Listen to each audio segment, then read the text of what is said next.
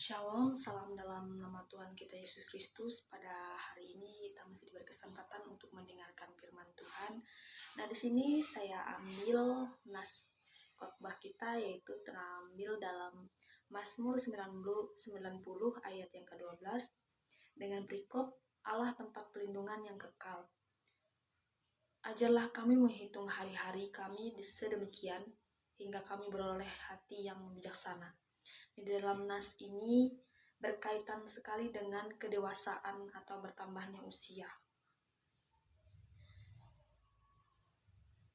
Di dalam menjadi dewasa dan bertambahnya usia, harusnya juga berbarengan dengan pertambahan kedewasaan dalam karakter kita. Nah, cara berpikir dan bertindak harus lebih baik dari diri sendiri, waktu yang lampau atau waktu yang kini.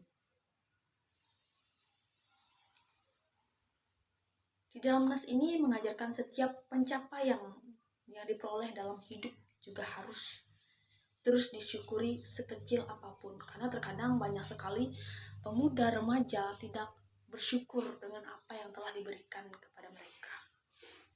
Tetapi sebagai anak-anak Tuhan, hamba-hamba Tuhan, kita harus bersyukur. Harus mensyukuri dari hal kecil hingga hal besar. Nah, terkadang di sini banyak sekali orang-orang berpikir bahwa di dalam pendewasaan atau bertambahnya usia, di dalam momen ulang tahun, bukanlah sebuah peristiwa yang penting. Padahal itu sangat penting sekali buat kita, saudara. Sehingga banyak orang berpikir dalam bertambahnya usia atau ulang tahun ini tidak perlu dirayakan. Nah, hal ini memang tidak sepenuhnya salah. Memang benar tidak salah. Namun alangkah baiknya jika saat kita berganti usia ada sedikit ucapan syukur, karena di sini artinya kita sudah bertambah dewasa. Selain itu, momen ulang tahun juga menjadi pengingat bahwa hidup kita di dunia ini juga menjadi lebih singkat, sehingga kita harus bisa mempergunakannya dengan baik. Gunakan talentamu, gunakan bakatmu di dalam kehidupanmu, apalagi dalam pertumbuhan pendewasaanmu pada saat ini.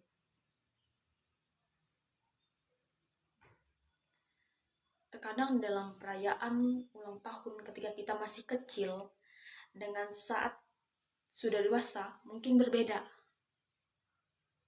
Nah, hal ini disebabkan oleh orientasi kita juga berbeda. Apalagi kita sekarang sudah menjadi orang yang dewasa, sudah bisa berpikir. Kalau dulu waktu kita kecil, kemungkinan kalau memikirkan hal-hal untuk perayaan ulang tahun, untuk bertambahnya usia, kemungkinan kita lupa, tetapi orang tua kita yang mengingatkan. Nah, pada saat kita dewasa, kemungkinan kita sudah mengingatkan, oh pada saat ini saya ulang tahun, oh pada tanggal ini nanti saya ulang tahun. Tentunya saudara berpikir seperti ini. Dulu saya sewaktu kecil mungkin ulang tahunnya dirayakan, tetapi sekarang tidak. Karena kemungkinan saudara berpikir seperti ini. Tidak usah merayakan ulang tahun, yang terpenting adalah doa dari keluarga, dari teman, dari sanak saudara. Itu yang sangat penting sekarang dalam perayaan ulang tahun.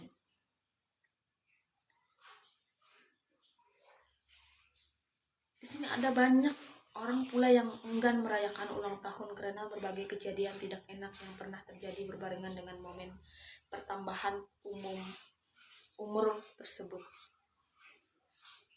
Terkadang di saat bertambahnya usia kita, di saat momen-momen bahagia kita, itu banyak sekali terjadi dalam kehidupan kita. Seperti ada kedukaan yang bersamaan dengan hari ulang tahun kita, seperti ada hal-hal buruk yang terjadi dalam kehari-harian kita, yang akhirnya membuat kita menjadi orang yang mudah kecewa. Mengapa? pada saat hari bahagia saya, mengapa pada saat ulang tahun saya, Tuhan mengacaukan segalanya dari hal yang senang menjadi hal yang sedih. Dalam pertambahan umur tersebut, namun biar bagaimanapun, usia tetap adalah sebuah berkat tergantung dari diri kita, melihat dari sisi yang mana. Walaupun di dalam perayaan ulang tahun kita tadi ada kedukaan, ada sukacita, ada kesedihan, ada bencana, ada cobaan, usia kita tetap bertambah, saudara. Nah, dengan merenungkan hal-hal baik untuk harapan di usia baru, kita itu bisa menjadi sebuah motivasi. Bagaimana kita memberikan motivasi kepada orang lain tentang bertambahnya usia kita tadi. Nah, usia yang telah bertambah harusnya menjadi momen introspeksi diri, supaya mampu berubah menjadi sosok lebih dewasa serta mendekatkan diri kepada Tuhan Yesus Kristus. Nah, setelah kita memahami dari awal tadi sampai yang ini, setelah memahami renungan Kristen tentang ulang tahun ini, kita harus mengerti,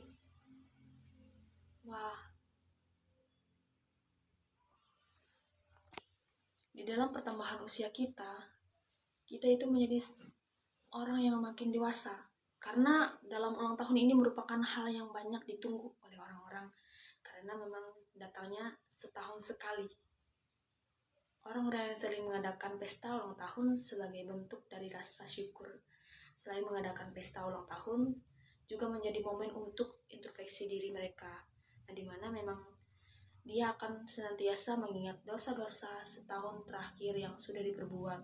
Setelah itu dia akan memanjatkan doa agar dosa-dosanya diampuni.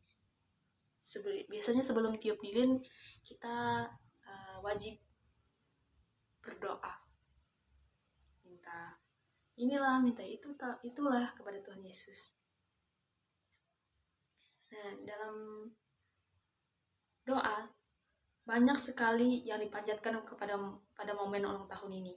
Nah, selain memang doa agar menjadi pribadi yang lebih baik, orang-orang pun kerap mendoakan orang yang berbeda di sekitarnya, entah itu keluarga, kasih, atau teman. Dalam pertambahan usia, ini memang sering dijadikan momen untuk bisa menjadi lebih dewasa lagi ke depannya. Tapi biasanya ketika hari ulang tahun tiba, baik orang tua, kerabat, teman, atau kekasih mengirimkan pesan yang dilengkapi dengan iringan doa. Banyak sekali doa yang diberikan untuk kita. Entah doa agar semakin menjadi dewasa, atau doa agar semakin ingat kepada Tuhan. Berbagai doa tersebut tentu saja ikhlas diberikan untuk kita. Nah, ketika usia sudah bertambah, maka kedewasaan pun pasti mengikuti. Nah, namun saudara,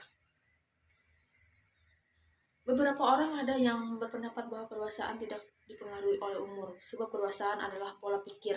Alangkah lebih baiknya jika kita bisa mengubah pola pikir menjadi lebih dewasa seiring dengan bertambahnya usia. Di sini juga kita bisa baca dalam Ulangan 28 ayat yang ke-13, Tuhan akan mengangkat engkau menjadi kepala dan bukan menjadi ekor. Engkau akan tetap naik dan bukan turun apabila engkau mendengarkan perintah Tuhan Allahmu yang kusampaikan kepada hari ini, kau lakukan dengan setia.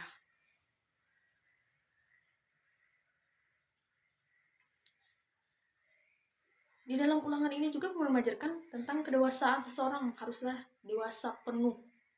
Artinya, saudara, tidak hanya dewasa di hadapan manusia, tetapi juga di hadapan Tuhan.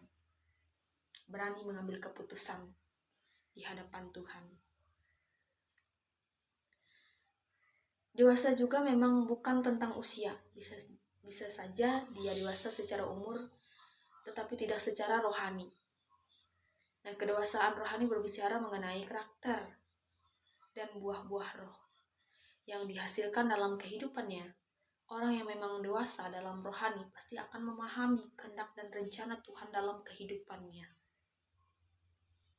Maka dari itu, dia percaya bahwa Tuhan membuat segala sesuatu menjadi lebih indah kepada waktunya, sehingga dia pun bisa melihat Tidak hanya pada sudut pandangnya, tetapi juga sudut pandang pada Tuhan Yesus Kristus. Di dalam pendewasaan diri ini, ketika kita mendapatkan cobaan, apa yang kita lakukan? Kebanyakan dari kita pasti merenung, menyalahkan Tuhan Yesus Kristus. Ini masalah yang Tuhan Yesus kita berikan kepada kita. Ini yang Tuhan berikan kepada saya cobaannya. Padahal di situ Tuhan Yesus mengajarkan kita untuk lebih menjadi dewasa lagi, lebih menjadi sabar.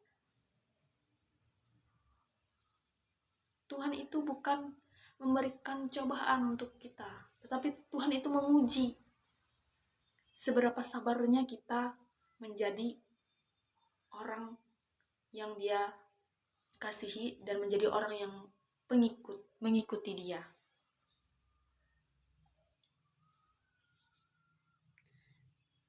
Nah, sehingga Dia pun bisa melihat tidak hanya pada sudut pandangnya tadi. Baik itu ketika kita terkadang, apalagi sekarang kita sudah dewasa, sudah bisa mengambil keputusan sendiri tanpa orang tua lagi, sudah kuliah. Bagaimana cara kita mengambil sudut pandang itu tadi di dalam Tuhan Yesus Kristus? Tuhan Yesus memberikan cobaan, ngeluh, banyak sekali keluh kesahnya. Padahal di dalam kedewasaan itu kita sudah diberikan roh kerohanian yang berbicara mengenai karakter kita tadi.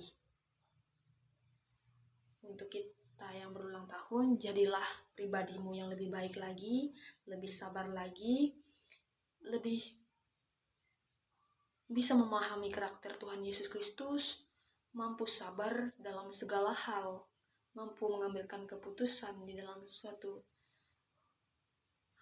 tindakan, dan menjadi pribadi lebih baik lagi untuk dirinya atau orang lain. Sedemikian pembacaan firman Tuhan. Di sini mari kita bersatu di dalam doa untuk penutupan khotbah kita.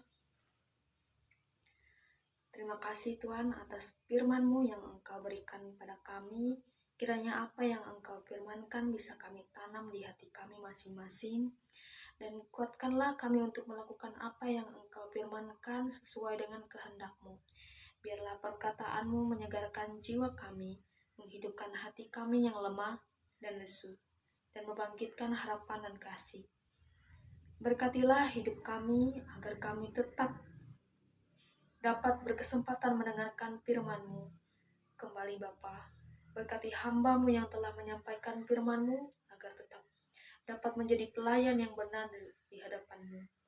Berkati jemaat-Mu di setiap saat, tempat, dan kondisi hidup mereka, agar senantiasa selalu mendengarkan dan membutuhkan firman-Mu sebagai pelita sebenarnya yang mendengarkan dan menghiburkan, yang menguatkan. Ajarlah kami bahasa firman-Mu, dan bimbinglah kami untuk selalu hidup sesuai kehendak-Mu, agar kami dekat padamu. Di dalam nama Anak Yesus Kristus, kami berdoa dan mengucap syukur. Haleluya, amin. Sekian firman Tuhan, Tuhan Yesus berkati. Terima kasih.